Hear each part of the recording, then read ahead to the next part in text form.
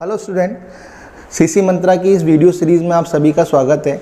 और आज राजस्थान पॉलिटी का जो टॉपिक अपन स्टार्ट करने वाले हैं उस टॉपिक का नाम है राजस्थान लोक सेवा आयोग, राजस्थान पब्लिक सर्विस कमीशन। तो आइए इस टॉपिक को पढ़ना स्टार्ट करते हैं। ये बहुत ही इम्पॉर्टेंट टॉपिक है। तो सबसे पहली बात स्टूडेंट, हमें ये पता होना चाहिए कि आरपीएससी एक संवैधानिक आयोग है। संवैधानिक आयोग उस आयोग को कहते हैं जिस आयोग का उल्लेख संविधान में होता है। तो संविधान के भाग 14 के अनुच्छेद 315 से 323 तक संघ लोक सेवा आयोग, संघ लोक सेवा आयोग, संयुक्त लोक सेवा आयोग,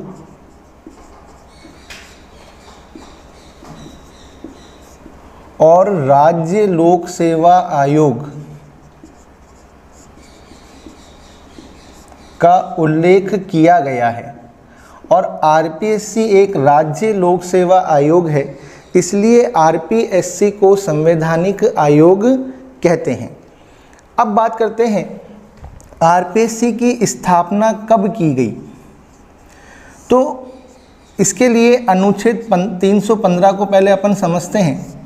अनुच्छेद 315 में ये कहा गया है कि प्रत्येक राज्य में एक लोक सेवा आयोग होगा। तो अनुच्छेद 315 के तहत राज्य लोक सेवा आयोग की स्थापना 20 अगस्त 1949 को की गई। और कहाँ पर की गई? जयपुर में।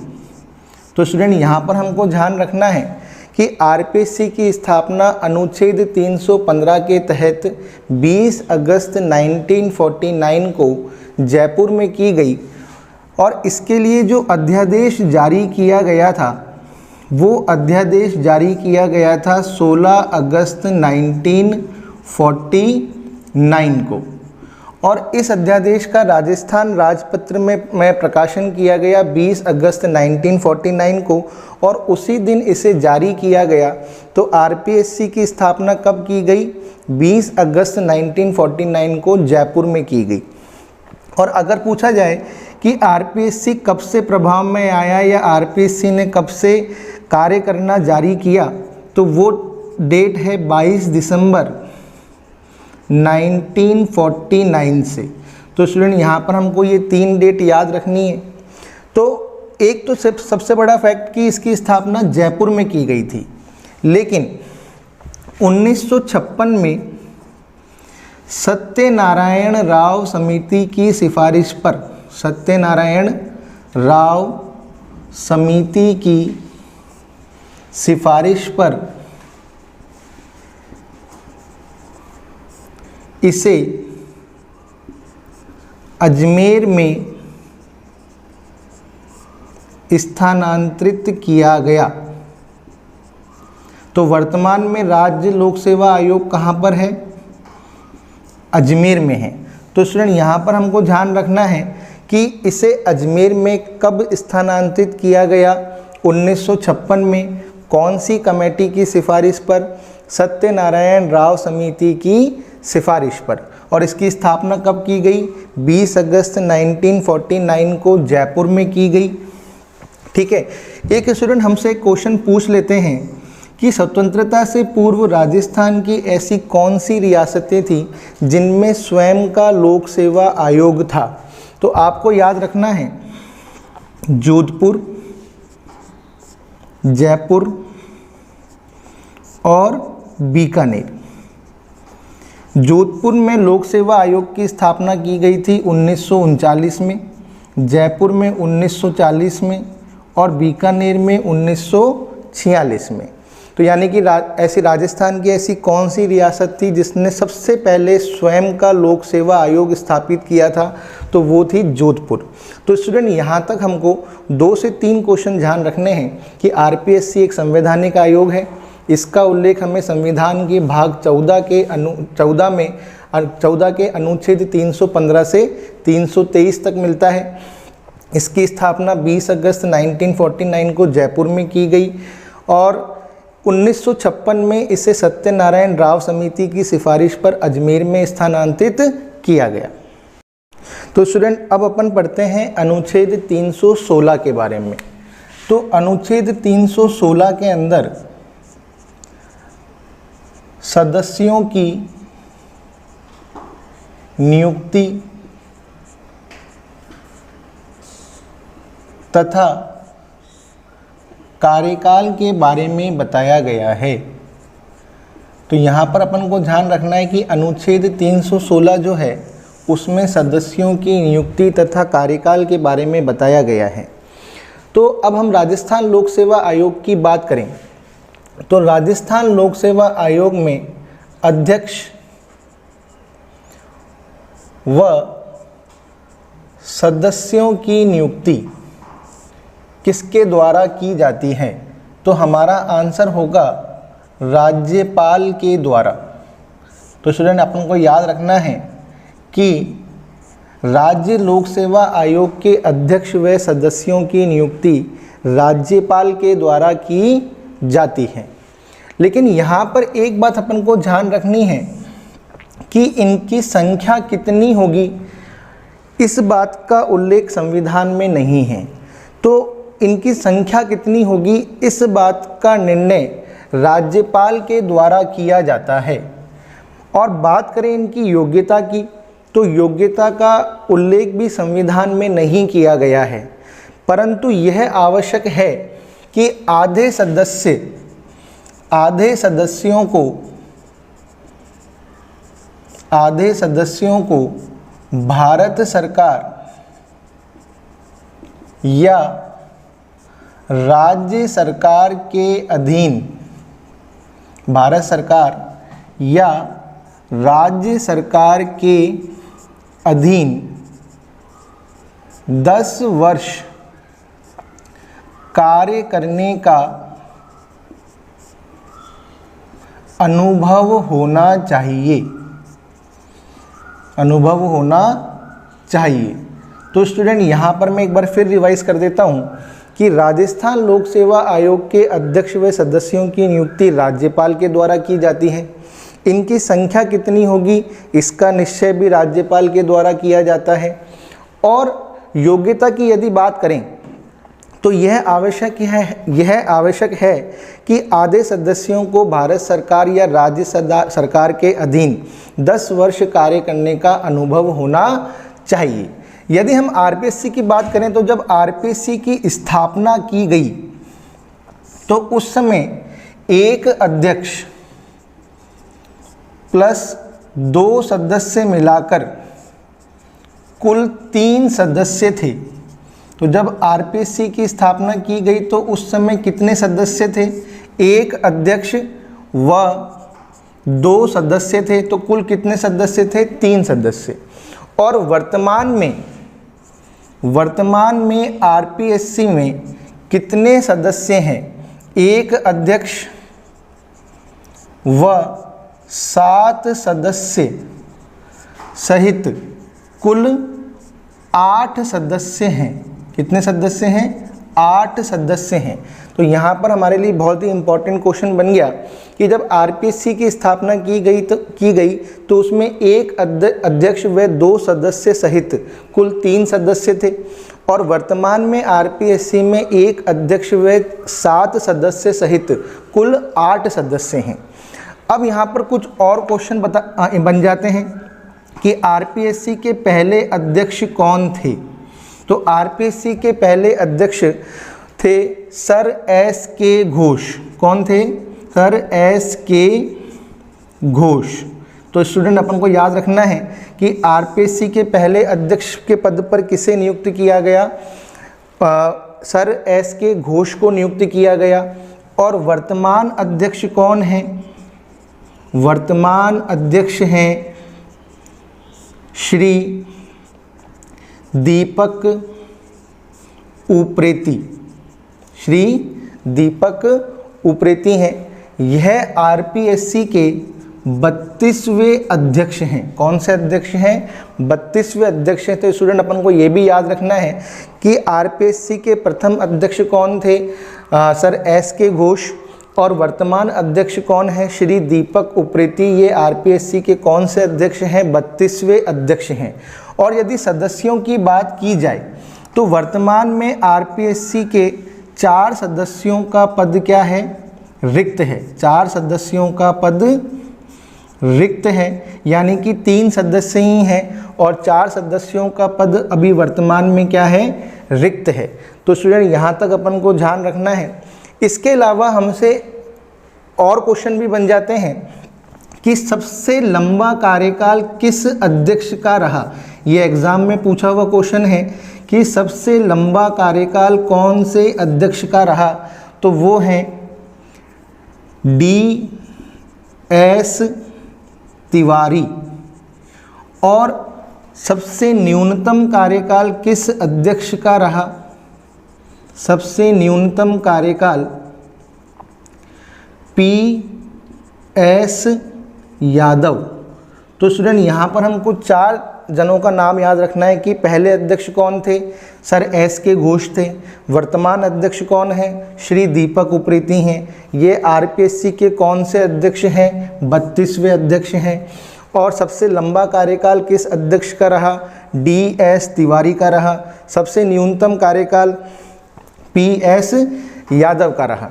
और वर्तमान में 7 सदस्यों में से 4 सदस्यों का पद क्या है? रिक्त है। तो स्टूडेंट अब अपन बात करते हैं कार्यकाल की। तो कार्यकाल की यदि बात की जाए कि आरपीएससी के अध्यक्ष व सदस्यों का कार्यकाल कितना होता है, तो 6 वर्ष की अवधि तक, 6 वर्ष की अवधि तक या 62 वर्ष की आयु, या 62 वर्ष की आयु, दोनों में से जो भी पहले हो। तो यहाँ पर हमको समझना है कि इसको अपन एक एग्जाम्पल से समझते हैं। यदि किसी व्यक्ति को 50 वर्ष की आयु में आरपीएससी का अध्यक्ष व सदस्य नियुक्त किया गया है, तो वो अपनी 6 वर्ष की अवधि पूरी करेगा, यानी कि 56 वर्ष तक वो अपने पद पर बना रहेगा। इसी तरह अगर किसी व्यक्ति को 60 वर्ष की आयु के अंदर आरपीएससी का अध्यक्ष व सदस्य नियुक्त किया गया है, तो वो 6 वर्ष की अवधि तक अपने पद पर नहीं रहेगा, वो 62 वर्ष की आयु तक ही अपने पद पर रहेगा, क्योंकि वो 62 वर्ष की आयु को पहले ही क्या कर लेगा? प्राप्त कर लेगा। तो यहाँ पर कहने का अभिप्राय क्या है कि 6 वर्ष की अवधि तक या 62 वर्ष की आयु, दोनों में से जो भी पहले हो। तो इसका मतलब क्या है? यदि किसी व्यक्ति को 50 वर्ष की आयु में अध्यक्ष व सदस्य बनाया गया है, तो वो अपनी 6 वर्ष की अवधि पूरी करेगा, यानी कि वो 56 वर्ष की आयु तक अपने पद पर बना रहेगा। लेकिन अगर किसी व्यक्ति को 60 वर्ष की आयु में अध्यक्ष व सदस्य बनाया गया है, तो वो 62 वर्ष की आयु को पहले ही प्राप्त कर लेगा, तो उसे 62 वर्ष की आयु के बाद क्या कर दिया जाएगा? सेवानिवृत्त कर दिया जाएगा। तो ये आपको समझ में आया होगा, दोनों में से जो भी पहले हो। स्टूडेंट यहाँ पर अपन को एक क्वेश्चन और समझना है कि 41वें संविधान संशोधन, 41वें संविधान संशोधन 1976 द्वारा, 41वें संविधान संशोधन 1976 द्वारा इस आयु को 60 वर्ष से 62 वर्ष किया गया, यानी कि सेवानिवृत्ति की आयु 2 वर्ष कब बढ़ाई गई? 41वें संविधान संशोधन 1976 द्वारा इसे बढ़ाया गया। और यदि कोई अध्यक्ष या सदस्य अपने कार्यकाल से पूर्व यदि अपना पद छोड़ना चाहता है, तो वो राज्यपाल को कार्यकाल की समाप्ति से पूर्व यदि अपना पद छोड़ना चाहता है, तो वो राज्यपाल को त्यागपत्र देकर पद मुक्त हो सकता है। राज्यपाल को त्यागपत्र देकर पदमुक्त हो सकता है। यदि कोई अध्यक्ष व सदस्य कार्यकाल की समाप्ति से पूर्व अपना पद छोड़ना चाहता है तो वह राज्यपाल को त्यागपत्र देकर पदमुक्त हो सकता है। तो स्टूडेंट, आपको समझ में आया होगा कि आरपीएससी के अध्यक्ष व सदस्य का कार्यकाल होता है 6 वर्ष की अवधि तक या 62 वर्ष की आयु तक, दोनों में से जो भी पहले हो, दोनों में से जो भी पहले हो। और यदि वे कार्यकाल की समाप्ति से पूर्व अपना पद छोड़ना चाहता है तो वो राज्यपाल को त्यागपत्र देकर पदमुक्त हो सकता है। तो स्टूडेंट, अब अपन पढ़ते हैं अनुच्छेद 317 के बारे में। इसमें अध्यक्ष व सदस्यों को उनके पद से कैसे हटाया जा सकता है या कब हटाया जा सकता है, इसका उल्लेख किया गया है। तो जैसे अपन ने अभी पहले पढ़ा था कि अध्यक्ष व सदस्यों की नियुक्ति जो है वो राज्यपाल के द्वारा की जाती है और वह अपना त्यागपत्र भी राज्यपाल को ही देते हैं, लेकिन उन्हें पद से हटाने का अधिकार जो है वो राज्यपाल के पास नहीं है। अध्यक्ष व सदस्यों को उनके पद से हटाने का अधिकार जो है वो राष्ट्रपति के पास है। यानी कि अध्यक्ष व सदस्यों को किसके द्वारा हटाया जाता है? राष्ट्रपति के द्वारा। अब क्वेश्चन ये आता है कि किन आधारों पर हटाया जाता है। तो यहाँ पर अपन को ध्यान रखना है कि राष्ट्रपति अध्यक्ष व सदस्यों को उनके पद से कब हटा सकता है। तो पहला आधार जो है, दिवालिया घोषित कर दिया जाए, दिवालिया घोषित कर दिया जाए। यदि किसी अध्यक्ष व सदस्य को दिवालिया घोषित कर दिया जाए तो राष्ट्रपति उसे पद से क्या कर सकता है? हटा सकता है। दूसरा आधार है मानसिक व शारीरिक दुर्बलता के कारण,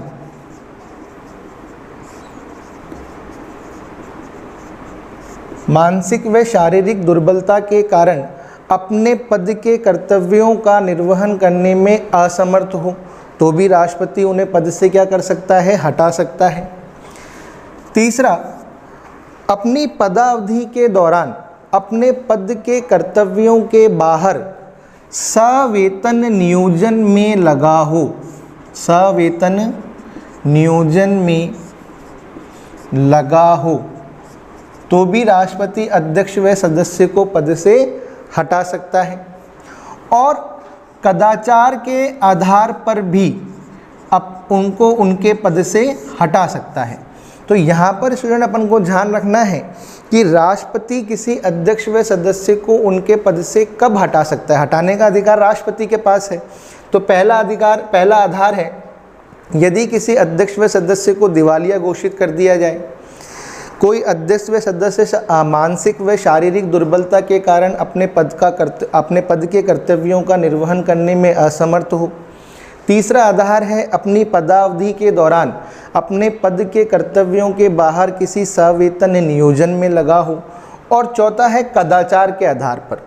लेकिन यदि किसी अध्यक्ष व सदस्य को कदाचार के आधार पर उसके पद से हटाया जाता है तो राष्ट्रपति को ऐसे मामले को सबसे पहले सर्वोच्च न्यायालय को संदर्भित करना पड़ता है। यानी कि ऐसे मामले को सबसे पहले सर्वोच्च न्यायालय के पास भेजना पड़ता है। सर्वोच्च न्यायालय फिर जांच करता है, यानी कि सर्वोच्च न्यायालय के द्वारा जांच की जाएगी और यदि जांच के बाद सर्वोच्च न्यायालय उसकी बर्खास्तगी का समर्थन करता है तो राष्ट्रपति उसे पद से हटा सकता है। तो यहाँ पर अपन को ध्यान रखना है कि यदि किसी अध्यक्ष व सदस्य को कदाचार के आधार पर उसके पद से हटाना है तो राष्ट्रपति को सबसे पहले ऐसे मामले को सर्वोच्च न्यायालय को संदर्भित करना पड़ेगा। फिर सर्वोच्च न्यायालय के द्वारा जांच की जाएगी और यदि जांच के बाद सर्वोच्च न्यायालय उसे उसकी बर्खास्तगी का या हटाने का समर्थन करता है तो राष्ट्रपति उसे पद से हटा सकता है। जांच के दौरान जो निलंबन का अधिकार होता है वो किसके पास होता है, ये हमारे लिए इम्पॉर्टेंट है कि हटाने का अधिकार तो राष्ट्रपति के पास है, लेकिन जब सर्वोच्च न्यायालय के द्वारा जांच की जा रही है तो उस समय निलंबित करने का अधिकार किसके पास है? तो जांच के दौरान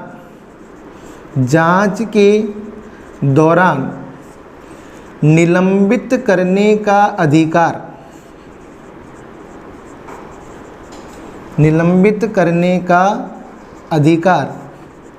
राज्यपाल के पास है। तो यहाँ पर बहुत ही इंपॉर्टेंट क्वेश्चन बन गया, स्टूडेंट इस चीज़ का ध्यान रखिएगा। नियुक्ति का अधिकार राज्यपाल के पास है, त्यागपत्र अध्यक्ष व सदस्य राज्यपाल को देंगे, और जांच के दौरान निलंबित करने का अधिकार भी राज्यपाल के पास है, लेकिन हटाने का अधिकार किसके पास है? राष्ट्रपति के पास। ठीक है स्टूडेंट। अब अपन पढ़ते हैं अनुच्छेद 318 के बारे में। इसमें राज्य लोक सेवा आयोग के सदस्यों व कर्मचारियों के संबंध में नियम बनाने की शक्ति के बारे में बताया गया है। तो यहाँ पर इम्पॉर्टेंट चीज़ ये है कि आरपीएससी के अध्यक्ष व सदस्यों की सेवा शर्तों को निर्धारित करने का जो अधिकार है वो किसे दिया गया है? तो अध्यक्ष व सदस्यों की सेवा शर्तों का निर्धारण, अध्यक्ष व सदस्य की सेवा शर्तों का निर्धारण जो है वो राज्यपाल के द्वारा किया जाता है। किसके द्वारा किया जाता है? राज्यपाल के द्वारा किया जाता है। तो अपन को याद रखना है कि आरपीएससी या राज्य लोक सेवा आयोग के अध्यक्ष व सदस्यों की सेवा शर्तों का जो निर्धारण है वो किसके द्वारा किया जाता है? राज्यपाल के द्वारा किया जाता है। नियुक्ति के पश्चात इनमें कोई भी अलाभकारी परिवर्तन नहीं किया जा सकता। तो अपन को ये भी याद रखना है कि नियुक्ति के पश्चात अलाभकारी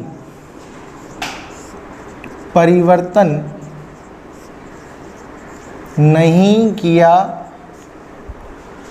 जा सकता। और यदि अपन बात करें कि आरपीएससी के अध्यक्ष व सदस्यों के वेतन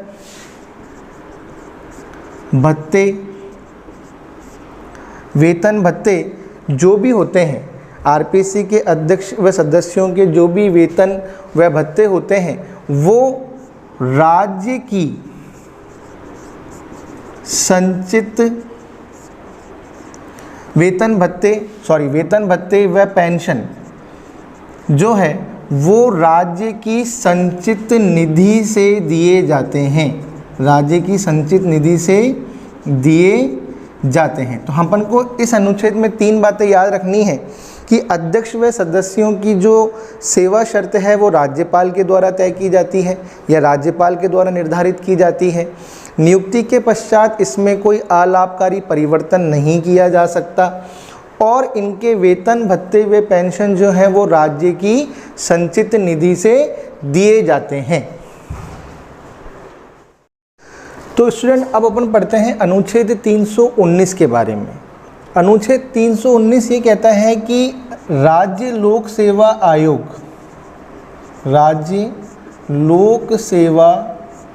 आयोग के अध्यक्ष व सदस्य को कार्यकाल के बाद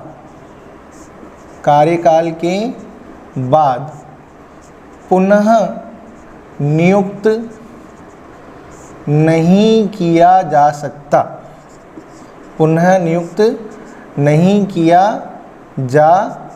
सकता। तो इस लाइन का अर्थ क्या है कि उन्हें दोबारा नियुक्ति नहीं दी जा सकती। तो इसका अभिप्राय ये है कि आरपीएससी की अगर बात करें तो अध्यक्ष को दोबारा अध्यक्ष के पद पर नियुक्ति नहीं दी जा सकती। इन्हें संघ लोक सेवा आयोग का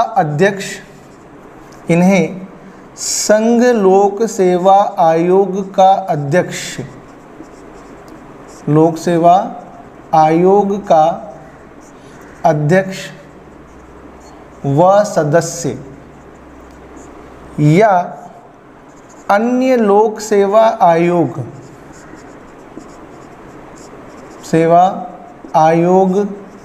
का अध्यक्ष बनाया जा सकता है।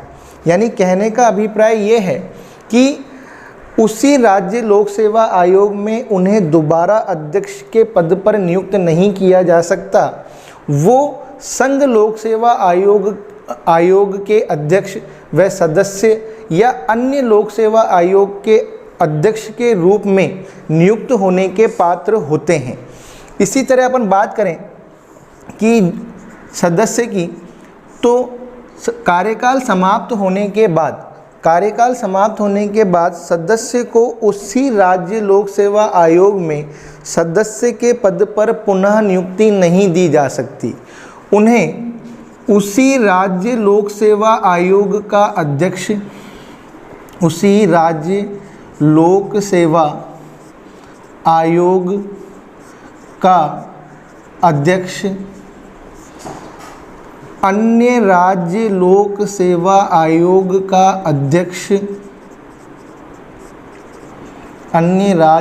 सेवा आयोग का अध्यक्ष संघ लोक सेवा आयोग का अध्यक्ष व सदस्य बनाया जा सकता है। तो स्टूडेंट इसको मैं वापस रिवाइज करा देता हूँ कि अनुच्छेद 319 से कहता है कि राज्य लोक सेवा आयोग के अध्यक्ष व सदस्य को कार्यकाल के बाद पुनः नियुक्ति नहीं दी जा सकती, यानी कि पुनः नियुक्त नहीं किया जा सकता। यदि हम अध्यक्ष की बात करें तो उन्हें उसी राज्य लोक सेवा आयोग का अध्यक्ष पुनः नियुक्त नहीं किया जा सकता। वह किसी अन्य राज्य लोक सेवा आयोग के अध्यक्ष व संघ लोक सेवा आयोग के अध्यक्ष व सदस्य बनने के लिए पात्र होते हैं। उसी तरह यदि सदस्य की बात करें तो उन्हें उसी राज्य लोक सेवा आयोग में सदस्य के पद पर पुनः नियुक्ति नहीं दी जा सकती। वह उसी राज्य लोक सेवा आयोग के अध्यक्ष, अन्य राज्य लोक सेवा आयोग के अध्यक्ष व संघ लोक सेवा आयोग के अध्यक्ष व सदस्य बनने के पात्र होते हैं, लेकिन वह भारत सरकार और राज्य सरकार के अधीन किसी और नियोजन के पात्र नहीं होते। तो स्टूडेंट यहाँ तक आपको अनुच्छेद 319 समझ में आया होगा। तो स्टूडेंट अब अपन पढ़ते हैं अनुच्छेद 320 के बारे में। अनुच्छेद 320 में राज्य लोक सेवा आयोग के कार्यों के बारे में बताया गया है कि राज्य लोक सेवा आयोग कौन कौन से कार्य करता है। तो ये इम्पॉर्टेंट भी है स्टूडेंट, क्योंकि एग्ज़ाम में इसमें से क्वेश्चन पूछ लिया जाता है। तो सबसे पहला कार्य जो राज्य लोक सेवा आयोग का होता है, राज्य की सेवाओं में नियुक्ति के लिए परीक्षाओं का आयोजन करना व योग्य उम्मीदवारों का चयन करना। तो यहाँ पर स्टूडेंट सबसे बड़ी बात यह है, अपन जानते हैं कि जो RPSC है, राजस्थान लोक सेवा आयोग है, वो कई महत्वपूर्ण पेपर करवाता है, जैसे कि महत्वपूर्ण पदों के जैसे कि RAS, college lecturer, school lecturer, second grade जैसे पदों के लिए परीक्षाओं का क्या करता है, आयोजन करता है। इसके लिए वो विज्ञापन प्रकाशित करवाता है, आवेदन पत्रों को आमंत्रित करता है, लिखित परीक्षाओं का संचालन करता है और जिन पदों के लिए साक्षात्कार की आवश्यकता है उनके लिए साक्षात्कार भी लेता है। तो कहने का अभिप्राय क्या है कि सबसे इम्पॉर्टेंट कार्य जो राज्य लोक सेवा आयोग का होता है वो राज्य की सेवाओं में नियुक्ति के लिए परीक्षाओं का आयोजन करना व योग्य उम्मीदवारों का चयन करना। ठीक है, नियुक्ति की अब चयन करने के बाद जो राज्य लोक सेवा आयोग है वो नियुक्ति की सिफारिश करता है। यहाँ पर ध्यान रखना है कि राज्य लोक सेवा आयोग जो है वो नियुक्ति नहीं करता, इसके लिए एक अलग से विभाग होता है जिसे अपन कहते हैं कार्मिक विभाग। क्या कहते हैं? कार्मिक विभाग। तो नियुक्ति का कार्य जो है वो कार्मिक विभाग का है और राज्य लोक सेवा आयोग जो है वो नियुक्ति की क्या करता है? सिफारिश करता है। यह राज्य का एक केंद्रीय भर्ती अधिकरण होता है, नियुक्ति करना इसका कार्य नहीं है। नियुक्ति कौन करता है? कार्मिक विभाग के द्वारा की जाती है। इसके बाद इसका जो तीसरा कार्य है वो है पदोन्नति प्रमोशन हेतु अनुसरण किए जाने वाले सिद्धांतों के संबंध में परामर्श देना। ये राज्य सरकार को परामर्श देता है, किसके संदर्भ में? पदोन्नति के संदर्भ में, ठीक है। कई जगह जैसे पदोन्नति के लिए लिखित परीक्षाओं का आयोजन किया जाता है, कई जगह पदोन्नति डीपीसी के माध्यम से की जाती है, तो उस संबंध में ये सरकार को क्या करता है? परामर्श देता है। एक सेवा से दूसरी सेवा में, तो यहाँ पर थोड़ा सा डिफरेंस है, पदोन्नति अलग चीज़ है और एक सेवा से दूसरी सेवा में यानी कि कैडर चेंज हो रहा है, तो में अनुसरण किए जाने वाले सिद्धांतों के संबंध में, यानी कि उन सिद्धांतों के संबंध में जो अपनाए जाएं उसके संबंध में भी आरपीएससी क्या करता है? राज्य सरकार को क्या करता है? परामर्श देता है। और पांचवा कार्य है अनुशासनात्मक कार्रवाई पर परामर्श देना। यदि किसी राज्य कर्मचारी के खिलाफ कोई अनुशासनात्मक कार्रवाई की जा रही है तो राज्य सरकार आरपीएससी से इस संबंध में परामर्श मांग सकती है कि उसके खिलाफ किस प्रकार की कार्रवाई की जाए। तो आरपीएससी इस संदर्भ में भी राज्य सरकार को परामर्श देता है। सिक्स्थ अपन बात करें तो सिविल सेवाओं और सिविल पदों के लिए भर्ती की जो पद्धतियां हैं, सिस्टम है, उससे संबंधित विषयों पर भी आरपीएससी जो है राज्य सरकार को क्या करता है? परामर्श देता है। तो ये आरपीएससी के स्टूडेंट मुख्य कार्य हैं।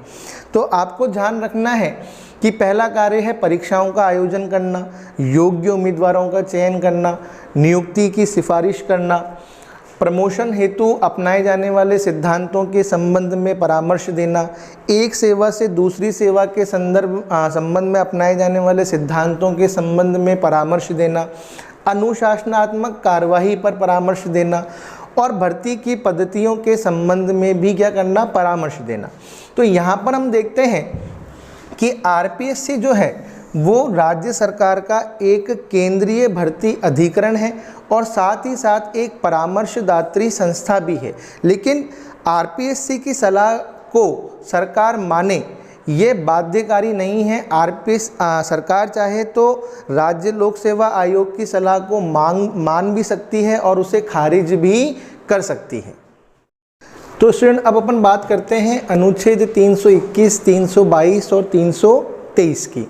तो अनुच्छेद 321 में राज्य लोक सेवा आयोग के कार्यों को विस्तारित करने की जो शक्ति है वो किसको दी गई है? तो वो शक्ति है राज्य विधानमंडल के पास। तो यानी कहने का अभिप्राय क्या है? राज्य विधानमंडल अधिनियम के द्वारा राज्य लोक सेवा आयोग के कार्यों का विस्तार कर सकती है। अब अनुच्छेद 322 की बात करें, लोक सेवा आयोग का खर्च, तो सुना अपन ने पहले भी पढ़ा था कि राज्य लोक सेवा आयोग के अध्यक्ष व सदस्यों का वेतन, भत्ते व पेंशन जो है वो राज्य की संचित निधि से दिए जाते हैं। कौन कौन से? वेतन, भत्ते व पेंशन राज्य की संचित निधि से दिए जाते हैं। अध्यक्ष व सदस्य। तो यहाँ तक अपन को क्लियर है कि अध्यक्ष व सदस्य का जो भी वेतन होता है, भत्ते व पेंशन जो होते हैं वो राज्य की संचित निधि से दिए जाते हैं। अब बात करते हैं अनुच्छेद 323। ये इम्पॉर्टेंट है स्टूडेंट्स, ये हमसे पूछ लिया जाता है। राज्य लोक सेवा आयोग, राज्य लोक सेवा आयोग की यदि अपन बात करें तो राज्य लोक सेवा आयोग के प्रतिवेदन, यानी कि राज्य लोक सेवा आयोग जो होता है वो हर वर्ष अपनी रिपोर्ट जो है, जिसे अपन प्रतिवेदन भी कह सकते हैं, वो किसको देता है? वो देता है राज्यपाल को। किसको देता है? राज्यपाल को देता है। तो ये क्वेश्चन हमसे पूछ लिया जाता है कि पूछ लिया जाए कि राजस्थान राज्य लोक सेवा आयोग हर वर्ष अपनी वार्षिक रिपोर्ट या प्रतिवेदन जो है वो किससे सौंपता है? तो वो सौंपता है राज्यपाल को। और राज्यपाल इसे कहाँ रखता है? विधानमंडल के समक्ष रखता है। तो ये अपन को ध्यान रखना है स्टूडेंट। तो एक बार मैं वापस रिवाइज करा देता हूँ कि राज्य लोक सेवा आयोग के कार्यों को विस्तारित करने की जो शक्ति है वो राज्य विधानमंडल के पास है। वो अधिनियम बनाकर इसकी शक्ति का विस्तार कर सकती है। यदि हम इनके खर्चों की बात करें राज्य लोक सेवा आयोग के, तो जैसे अपन ने पढ़ा अध्यक्ष व सदस्यों के जो खर्चे हैं वो राज्य की संचित निधि से दिए जाते हैं। और यदि हम बात करें कि राज्य लोक सेवा आयोग अपनी वार्षिक रिपोर्ट या प्रतिवेदन किसे देता है, तो वो राज्यपाल को देता है और राज्यपाल इसे विधानमंडल के समक्ष रखता है। ठीक है स्टूडेंट। तो स्टूडेंट लास्ट में अपन देखते हैं इसकी भूमिका के संदर्भ में। अगर राज्य लोक सेवा आयोग की यदि अपन भूमिका की बात करें तो अपन को दो बातें ध्यान रखनी है। पहली बात, संविधान इसे राज्य में मेरिट पद्धति के प्रहरी के रूप में देखता है। तो राज्य में मेरिट पद्धति का प्रहरी कौन होता है? राज्य लोक सेवा आयोग। और दूसरी बात, यह राज्य का केंद्रीय भर्ती क्या है? अधिकरण है। और स्टूडेंट सबसे लास्ट में मैं आपको एक बार फिर रिवाइज कराना चाहूँगा कि वर्तमान में आरपीएससी के जो अध्यक्ष हैं वो कौन हैं? दीपक उप्रेती हैं। यह 23/7/2018 से अपने पद पर हैं। तो वर्तमान अध्यक्ष कौन है? दीपक उप्रेती हैं, ये हमको याद रखना है। और 7 सदस्यों में से 4 सदस्यों का पद वर्तमान में क्या है? रिक्त है। 7 में से 4 सदस्यों का पद वर्तमान में क्या है? रिक्त है। और वर्तमान में आरपीएससी के सचिव हैं आशीष गुप्ता। तो आपको ये याद रखना है। ठीक है स्टूडेंट। तो ये वर्तमान स्थिति है। और ये आरपीएससी के कौन से चेयरमैन हैं? तो अपन को याद रखना है 32वें चेयरमैन हैं। तो लास्ट में वर्तमान अध्यक्ष यदि आपसे पूछा जाए तो दीपक उप्रेती 23/7/2018 से अपने पद पर हैं, 32वें अध्यक्ष हैं। और वर्तमान में 4 सदस्यों का पद अभी क्या है? रिक्त है। और सचिव के पद पर कौन है? आशीष गुप्ता है। तो स्टूडेंट आपको अगर ये वीडियो पसंद आए तो please like, share and subscribe ज़रूर कीजिए हमारे चैनल को। Thank you very much.